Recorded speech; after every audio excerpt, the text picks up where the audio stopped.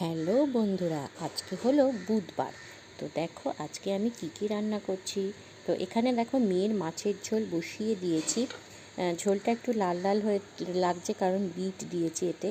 আর এখানে দেখো মোচা সেদ্ধ করে রেখেছি, এটাকে রান্না করব। আর এখানে মোচার আলু, তারপর টমেটো সব এখানে কেটে রেখেছি। চলো এবার রান্নাটা চটপট করে নিই।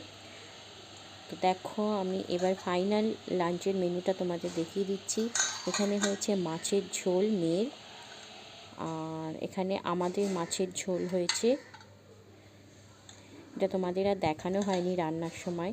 আর এখানে গতকালকে উচ্ছে আলু ভাজা করেছিলাম, সেটা রয়েছে। আর এখানে মোচা দেখো রান্না করেছি, মোচা রয়েছে, মোচার ঘন্ট নিরামিষ। আর এখানে রয়েছে ভাত। তো চলো আজকের মতো এই পর্যন্তই, টাটা।